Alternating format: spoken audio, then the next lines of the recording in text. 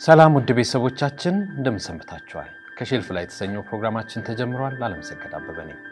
ከሼልፍ ላይ የተሰኘው ፕሮግራማችን ጥናቶች፣ ምርምሮች፣ አዳዲስ ሳይንሳዊ ግኝቶች ላይ ትኩረት አድርጎ የሚቀርብ የቴሌቪዥን ፕሮግራም ነው። አብራችሁ እንድትቆዩ በማክበር ጋብዛለሁ።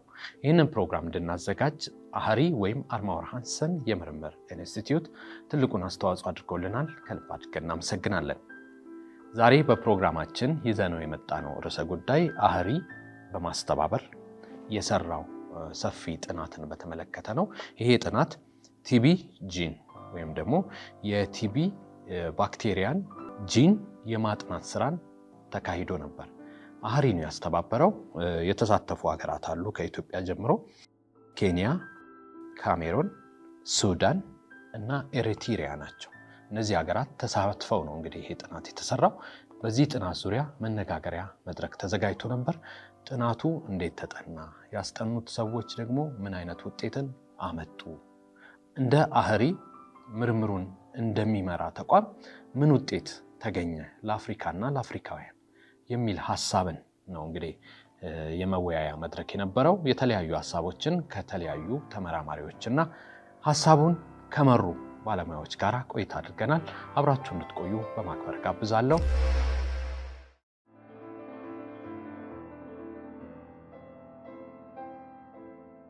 In Ethiopia, TB is huge.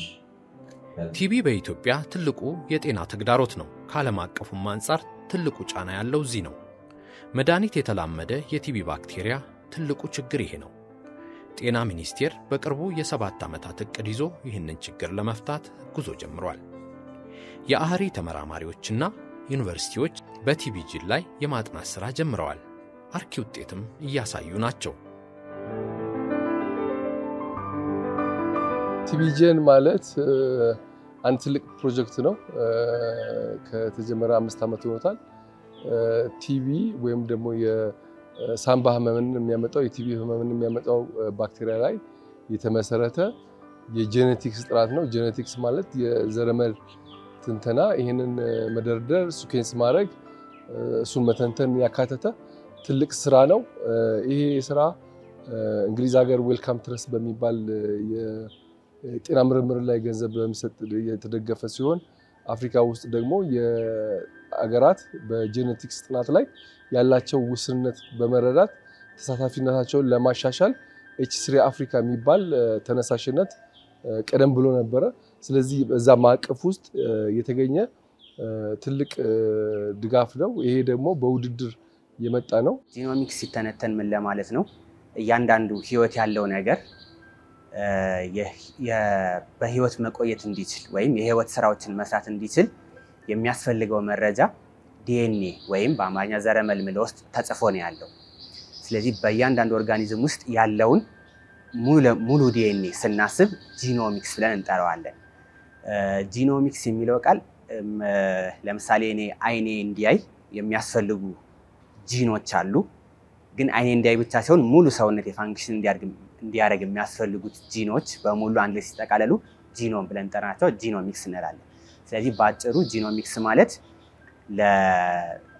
ለእያንዳንዱ ህይወት ያለው ነገር ሙሉ ስራውን መስራት እንዲችል የሚያስችለው መረጃ የተጻፈበትን ዲኤንኤን ወይም ዘረመልን መተንተን ማጥናት ማለት ነው። ቲቢ ጂን ፕሮጀክት አሁን እየተለመደ የመጣ ነገር ግን በአቅም ምክንያት ከዚህ ቀደም ማለት ከተወሰኑ ዓመታት በፊት ብዙም አንደፍረው የጂኖሚክስ ስተዲ የምንለው ነው። ዘረመል ትንተና ላይ ያተኮረ ፕሮጀክት ነው። ቲቢ ጂንን ለየት የሚያደርገው ነገር የአህሪ ፕሮጀክት ብቻ ሳይሆን የአፍሪካ ፕሮጀክት ማለት እንችላለን። ምክንያቱም በዚህ ፕሮጀክት ውስጥ ካሜሩን፣ ሱዳን፣ ኤርትራና የኛ ኢትዮጵያ በአርማወር ሃንሰን ሪሰርች ኢንስቲትዩት በኩል ራሱ ፕሮጀክቱን እየመራን የምንሳተፍበት ኮንሶርሽየም ነው ወይም የትብብር ፕሮጀክት ነውና ያ ነው አንዱ ለየት የሚያደርገው ነገር። በተረፈ ግን የጂኖሚክስ የምንለው አይነት ጥናት ነው። በዋናነት ቲቢ ጂን የተነሳበት ጥያቄ ለምሳሌ 10 ሰዎች ወይም ግሩፕ ኦፍ ፒፕል ለቲቢ ተጋላጭ ቢሆኑ ሁሉም ቲቢ አይታመሙ እኩል ተጋላጭ ቢሆኑ ማለት ነው። ስለዚህ ከጀርባ ይሄ ፊት ለፊት ከምናቀው ነገር ውጪ የተወሰኑት የማይታመሙበት የተወሰኑት ግን የሚታመሙበት ምክንያት ምንድነው? ስለዚህ ይሄንን ከጄኔቲክ ፐርስፔክቲቭ ለምን አይታይም በሚል ነው። እና ቲቢ ደግሞ በጣም ረጅም ዓመት ከሰው ልጅ ጋር የኖረ በሽታ ነውና ከሰው ልጅ ጋር ረጅም ዓመት በመኖር ውስጥ ምንድነው አብሮ ተለማምዶ ሁለቱ የፈጠሩት ነገር አለ ወይስ ምንድነው? ይሄ ኮኢቮሉሽን ምናምን የምንለውን ማለት ነው። እሱን ለማየት ታስቦ ነው የተቋቋመው። ስለዚህ ለዚህ ፕሮጀክቱ ያው የጄኖሚክ ጥናት ነው። ስለዚህ ባዮ ኢንፎርማቲክስ አንዱ ዋና ቱሉ ነው ማለት ነው።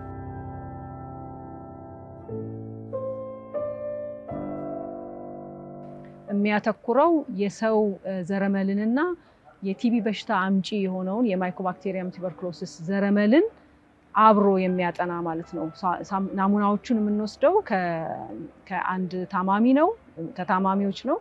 ነገር ግን የሰውየውንም ወይንም የታማሚውንም የማይኮባክቴሪያ ቱበርኩሎሲስ የምንለው የቲቢ አምጪ ህዋሱንም ዘረመል በጥልቀት የምናጠናበት አይነት የጂኖሚክ የምንለው አይነት ጥናት ነው።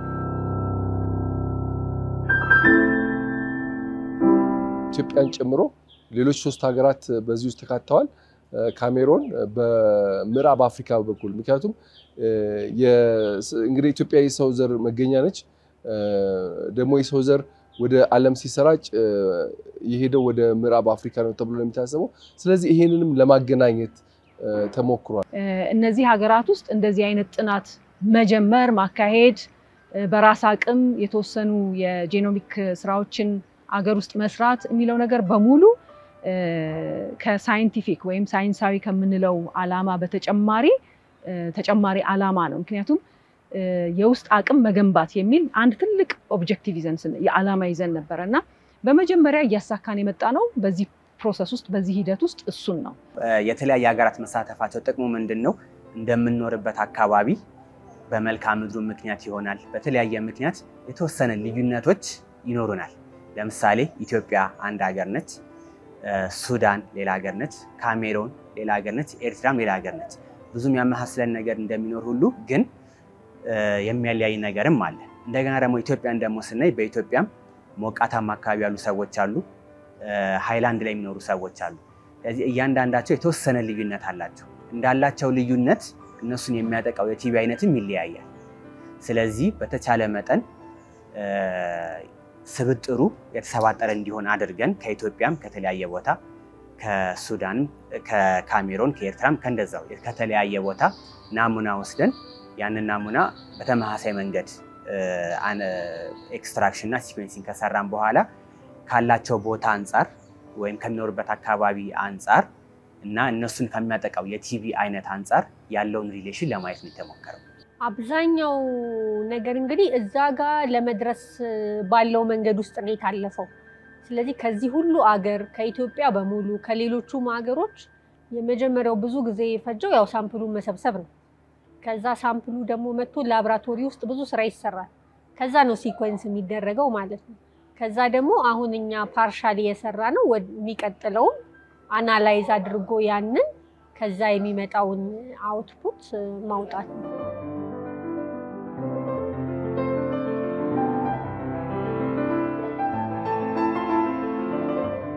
ይሄንን ባክቴሪያ ስናጠናው ዝርያውን ስናጠና አንዱም ደግሞ ለመድኃኒት መላመድ ጋር የተያያዘ ከፍተኛ ችግር አለው። በቅርብ ጊዜ ውስጥ ባለፉት ዘለግ ላሉ ዓመታት በተለይ መድኃኒት የተላመደ ባክቴሪያ መድኃኒት የተላመደ ቲቢ አስቸጋሪ ሁኔታዎችን ፈጥሯል። ስለዚህ መጀመሪያ የሚሰጡ የሕክምና መድኃኒቶች አያድኑም ማለት ነው።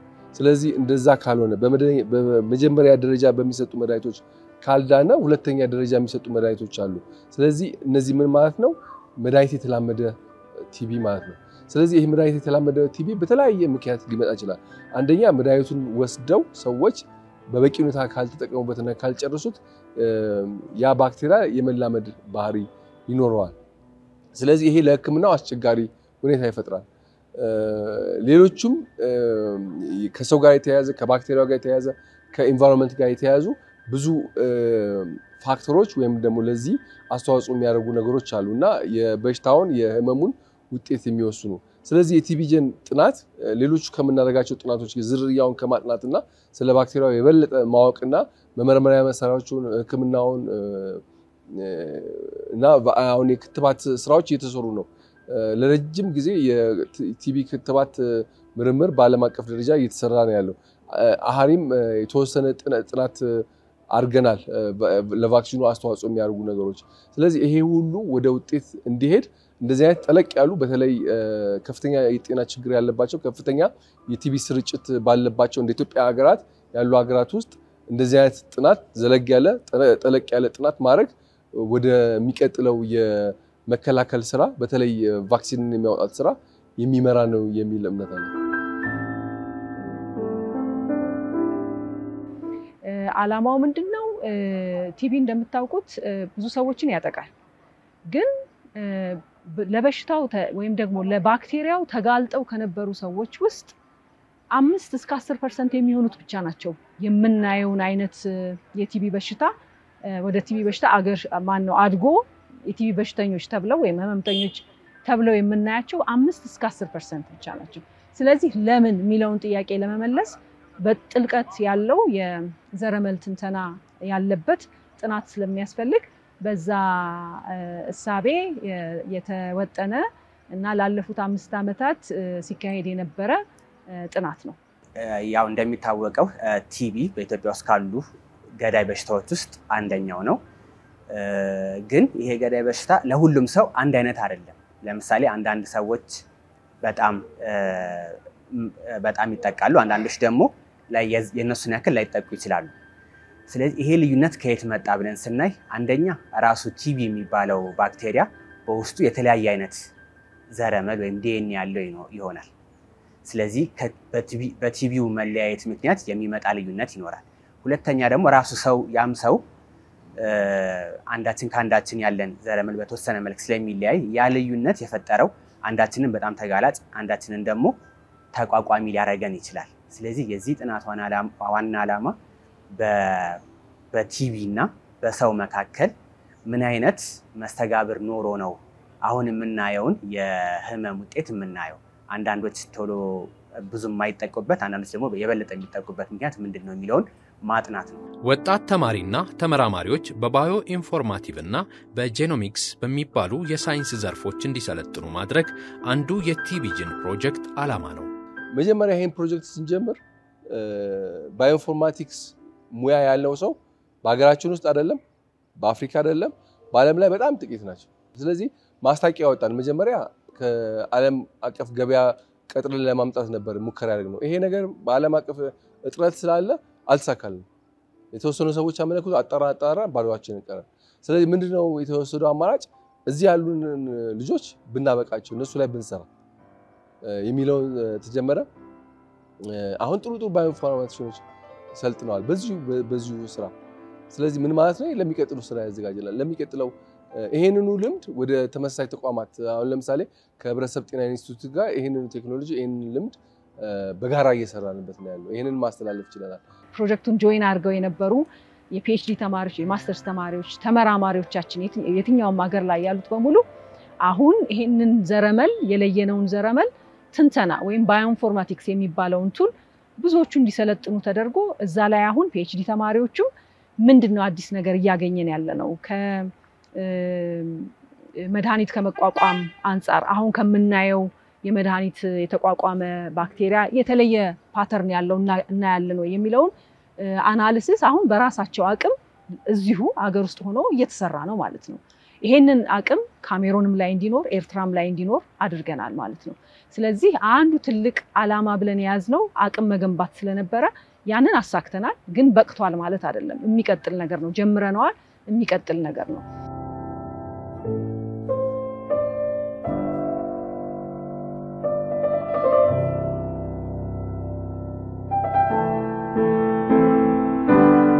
ይሄንን ለማጥናት ምን ማድረግ ያስፈልገናል? የቲቢ ከታመሙ ሰዎች የአክታ ናሙና ይወሰዳል። እንደገና ደግሞ የደም ናሙና ይወሰዳል።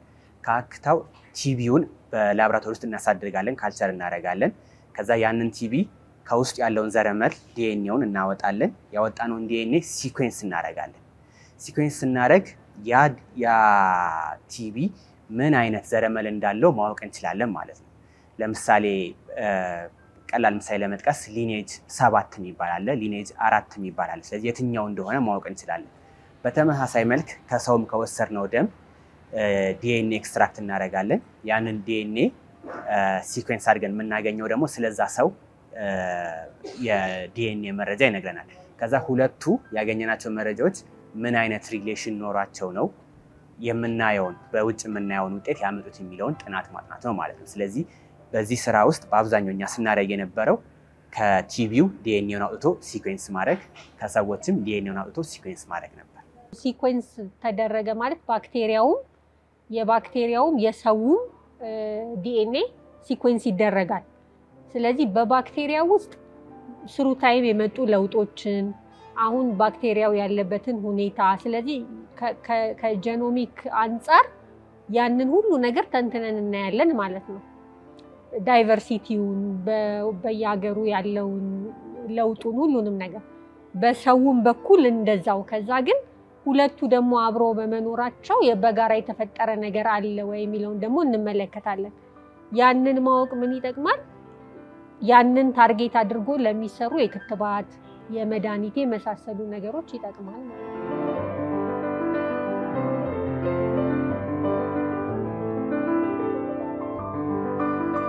አሁን ከቲቢ ጋር አገናኝተን ሰራን እንጂ ሌሎችም ነገሮች ማድረግ የምንችልበት እድል አለ። ይሄን ስናደርግ የሰው ዘር መገኛ ነው። ዳይቨርሲቲው ከፍተኛ ነው። የሰው ዘር ከዚህ እየተሰራጨ ነው የሚሄደው የሚለውን ነገር በዚሁም እግረ መንገዳችንን የሚያመላክት በርካታ ስራዎች ውስጡ የተካተቱበት ነውና በዛ በኩል የገነባነው አቅም ወደፊትም የምናሰፋው የምናጠነክረው በርካታ ወጣት ተመራማሪዎችም እያወቁ የተማሩት የተካኑበት ብዙ ፖቴንሻል አቅም ያለው ስራ ነው ብዬ ነው የማስበው። በማህበረሰብ ውስጥ ስለ ምርምር በተለይም ደግሞ ጂኖሚክስ ወይም ዘረመል ላይ የተመሰረቱ ምርምሮች ማህበረሰብ ውስጥ ግንዛቤ መፍጠር በራሱ ከተደራሽነት አይተናነስም ብዬ ነው የማስበውና እንደ ሌሎች ወይም ኦፕሬሽናል ሪሰርች እንደምንላቸው ራይት አዌይ አሁኑኑ ኮሚኒቲው ጋር ይሄው መድኃኒት ይሄው ቫክሲን ይሄው የመመርመሪያ መሳሪያ ላንል እንችላለን። ግን በሂደት ውስጥ ግን እዛ የምንደርስበት እድል አለ። በምርምር ስራ ውስጥ ቤዚክ የምንላቸው የምርምር አይነቶች አሉ። ወደ አፕሊኬሽን የተጠጉ ደግሞ ኦፕሬሽናል የምንላቸው አይነት የምርምር አይነቶች አሉና ይሄኛው ቤዚክ የምንለው መሰረታዊ የሆነ እውቀት ሰጥቶ በዛ እውቀት ላይ ተንተርሰን ያንን የምንተረጉምበት ጊዜ ወደፊት ይመጣል። ግን አሁን እያሳካን ያለነው ቤዚክ የሚባለውን አይነት የምርምር ስራ ነው።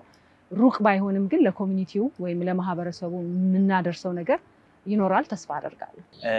አሁን ላይ ልክ ምን እንደነገረን ለማስቀመጥ ትንሽ ጊዜ ይፈጃል። ግን የሚነግረን ያለ ነገር ግን ለምሳሌ በፊት የምናውቃቸው ነገሮች እየተቀየሩ እንደሆነ ፍንጭ አግኝተናል። ለምሳሌ ካሜሮን አካባቢ ላይ የበለጠ ብዙ ሰዎች የሚጠቁበት የቲቢ አይነት አሁን ኢትዮጵያ ጋር ከሚያጠቃው ጋር እየተመሳሰለ መጥቷል። ይህ የመጣው እንግዲህ የተለያየ ምክንያት ሊኖረው ይችላል። ምናልባት ኢትዮጵያ ጋር የነበረው አይነት ቲቢ ካሜሮን ጋር እዛ ሲሄድ ኢንቫይሮንመንቱ ተመችቶታል ማለት ነው። ወይም ደግሞ ሌሎች ምክንያቶችም ሊኖሩ ይችላሉ። ስለዚህ በፊት የሚታወቁ ነገሮች እየተቀየሩ እንዳሉ አውቀናል። ከዚህ በመቀጠል ደግሞ የበለጠ ብዙ አናሊሲሱ አላለቀም፣ ገና ይቀጥላል። እሱ ደግሞ ሲሄድ የበለጠ ብዙ መረጃዎችን እናገኛለን።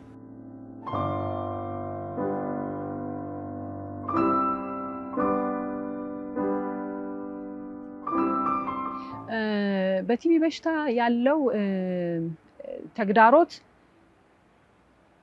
ብዙውን ከቶሎ ምርመራ ከመስጠት ጋር የተያያዘ ነው። ምክንያቱም ዘዴዎቻችን ከባለፉት ዓመታት የተሻለ ነው። ማይክሮስኮፕ ላይ ዲፔንድ ከማድረግ አሁን ጂን ኤክስፐርት የሚባለው በ2 ሰዓት ውስጥ ውጤት የመስጠት ማይክሮስኮፕም ከሰዓት አንፃር ፈጣን ነው፣ ግን ከቴክኒክ አንፃር ትንሽ ሊሚቴሽኖች አሉት። እሱንም ይዘን ጂን ኤክስፐርቱንም ይዘን የተሻሻለ ነገር አለ የቲቢ በሽታን ቶሎ ዲቴክት ከማድረግ ከማወቅ አንፃር። ነገር ግን አሁንም በማህበረሰብ ውስጥ የምንጠብቀውን ቁጥር ማለት በዚህ ዓመት ይሄን ያህል የቲቢ በሽታ ሊኖር ይችላል እንላለን ብዙ ጊዜ አይደለ ኤስቲሜት የምናደርገው የምንገምተው ቁጥር አለ ያ ቁጥርና አሁን በጤና ጣቢያዎቻችን በጤና ተቋሞቻችን ሰው ራሱ መጥቶ ሪፖርት እያደረገ የምናገኘው የቲቢ ቁጥር በጣም ይለያያል ያ ማለት ምን ማለት ነው ሳናውቃቸው የቲቢ ህመም እየታመሙ እየተጎዱ ህመሙን እያስተላለፉ ማህበረሰብ ውስጥ ያሉ ሰዎች አሉ ይሄ የሚያሳየው ምንድነው የዲቴክት የምናደርግበት ወይም በሽታውን እየመረመርንበት ያለበት መንገድ ብዙ ይቀርዋል ማለት ነው ያንን ለማድረግ ደግሞ አንደኛው የመመርመሪያ መሳሪያዎቻችንን እያሻሻልን መምጣት ነው አሁን ብዙ ልክ አሁን እኛ ዘረመል ምንለው አይነት ጥናት አሁን የሰራነው የጂኖሚክ አይነት ቱሎችን እነዚህ መሳሪያዎች በመጠቀም እየመጡ ያሉ አዳዲስ ዘመናዊ ፈጣን የመመርመሪያ መሳሪያዎች አሉ እሱን ወደ ስራ ማስገባት ኢቫሉዌት ማድረግ እና ወደ ህብረተሰቡ እንዲደርስ ማድረግ አንዱ ነው ሁለተኛው ደግሞ በጣም ጠንካራ ፕሮግራም አለን የሄልዝ ኤክስቴንሽን ፕሮግራም አይደል የሄልዝ ኤክስቴንሽን ፕሮግራሙ ጥሩ ነው ስለዚህ እሱን ተጠቅሞ ደግሞ አክቲቭ ኬዝ ዲቴክሽን የምንለው ወይንም ደግሞ አሰሳ ማድረግ በየቤቱ ሊሆን ይችላል በየነዚህ በጣም በርካታ ሰዎች የሚገኙባቸው ቦታዎች ላይ ሊሆን ይችላል ዘመቻም ሊሆን ይችላል አፕሮቹ የተለየ መንገድ ብቻ ፈልገን ግን በማህበረሰብ ውስጥ ራሳቸውም ምን እንደሆኑ ሳያውቁት በምን እንደታመሙ ሳያውቁት ግን እያስተላለፉም እነሱም ወደ የከፋ ስቴጅ እየደረሱ ያሉ የህብረተሰብን ክፍሎች አስሶ ማግኘትና ወደ ህክምና ማምጣት ያስፈልጋልና ይሄ ነው ጋፕ አለ ብዬ የማስበው ሁሉም እንደየዘመኑ ማለት ድሮ ለምሳሌ በዋይርድ ስልክ እንጠቀም ነበረ አይደለ ኢቮልቭ ያደረገ ቴክኖሎጂው ያደገ ሊዱም እየጨመረ አሁን በጣም ሶፊስቲኬትድ የሆኑ እንትኖች ላይ ደርሰናል በሳይንስም ውስጥ እንደዛ ነው ድሮ ሞለኪላር ሜተድ የሚባሉ በላብራቶሪ ውስጥ የሚሰሩ የተለያዩ ሜተዶች ነበሩ ጥናት የሚደረግባቸው ማለት ነው አሁን ግን ካለው እድገት ጋር አብዛኛው ነገር ከጄኔቲክ ጋር የተያያዘ ሆኗል ስለዚህ ከዘረመል ጋር የተገናኘ ጥናት ነው የሚካሄደው አሁን በሽታዎችን ከዛ አንፃር ማየት ሁሉን ነገር ማለት ነው ምክንያቱም መድኃኒትን ብንወስድ ገብቶ ሰውነታችን ውስጥ ነው የሚሰራው ስለዚህ ከጄኔቲክ ኮምፖነንቶች ጋር ይለያያል ባክቴሪያን መግደልም ቢሆን የባክቴሪያውን የጄኔቲክ ሁኔታ መረዳት ወሳኝ ነው ስለዚህ አሁን አብዛኞቹ ጥናቶች በሙሉ ወደ እንደዛ አይነት መስመር ላይ ነው ያሉት ያንን ደግሞ ከጄኔቲክ አንፃር ያለውን ነገር ደግሞ ለመመለስ ባዮኢንፎርማቲክስ ቱሉ ነው ስለዚህ የጄኖሚክስ እና የባዮኢንፎርማቲክስ ጥናቶች አሁን ኦልሞስት የዘመኑ ጥናቶች በሙሉ በዛ የተቃኙ ናቸውና በጣም ኢምፖርታንት ነው ብዙ ጊዜ በተለይ እንዳልኩ የቅርብ ጊዜ ሳይንስ ከመሆኑ አንፃር እንደኛ ባላደጉ አገራት ብዙ ማይታወቁ ስለዚህ ብዙ ሰዎች ወደዛ መስመር ቢመጡ አሁን በሁለተኛ ዲግሪ ሌቭል ትምህርቶች በዛ ላይ የተጀመሩ ነው በዩኒቨርሲቲዎች ውስጥ ስለዚህ ሞር በጣም ጥሩ ነገር ነው ያስ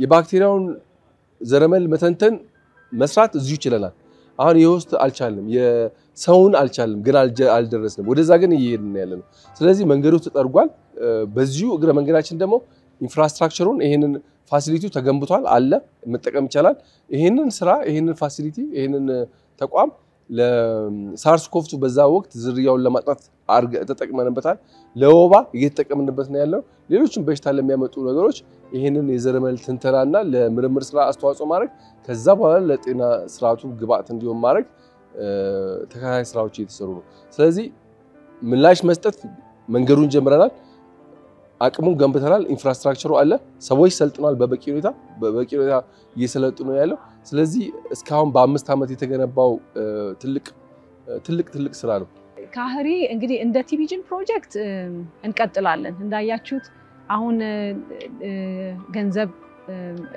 ፕሮጀክቱ አለቀ ስለዚህ ገንዘብ የለንም ግን የገነባነው አቅም ገንዘብ ነው ለኛ እና ባለንበት ይሄንን ነገር አስቀጥለን የሚጠቅም ነገር ከዚህ ውስጥ እናወጣለን ይሄን ተስፋ አደርጋለሁ እንደ አህሪ ግን እንደ አንድ የምርምር ተቋም ወደ ህብረተሰቡ ሊደርሱ የሚገባቸው በምርመራው ሊሆን ይችላል በመድኃኒትም ሊሆን ይችላል ህብረተሰቡ ጋር ደርሰው ያለውን ችግር ሊያቀሉ ሊለውጡ የሚችሉ ነገሮች ላይ እየሰራ ነው እንግዲህ ፈጠን ብለን መድረስ አለብን ብዬ አምናለሁ የማንኛውም ስነ ፍጥረት ባክቴሪያን ጨምሮ ሁሉ ነገር የሚነሳው ከዘረበሉ ነው የሚነሳው እንዴት እንደሚተላለፍ እንዴት እንደሚሰራጭ እንዴት እንደሚባዛ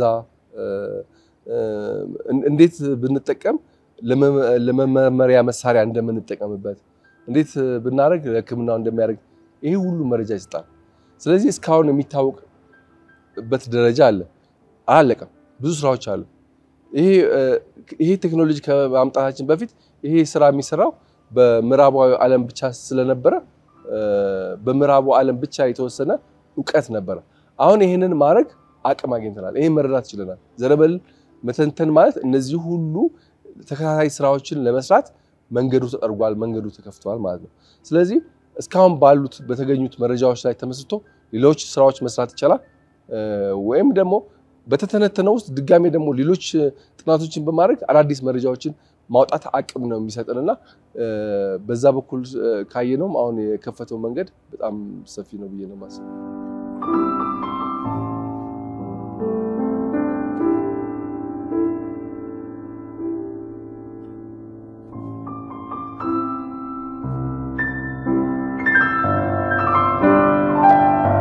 ቤተሰቦቻችን ከሼልፍ ላይ የተሰኘው ፕሮግራማችን በዚህ ተጠናቋል ፕሮግራሙን እንድናዘጋጅ ትልቁን ትብብር ያደረገልን አርማወር ሃንሰን የምርምር ኢንስቲትዩትን ከልብ አድርጌ አመሰግናለሁ አብራችሁን ስለነበራችሁ እጅግ አድርጌ በድጋሚ አመሰግናለሁ ሳምንት በሌላ ምርምርና ተመራማሪ እንገናኛለን እስከዛው መልካም ሳምንት ይሁንላችሁ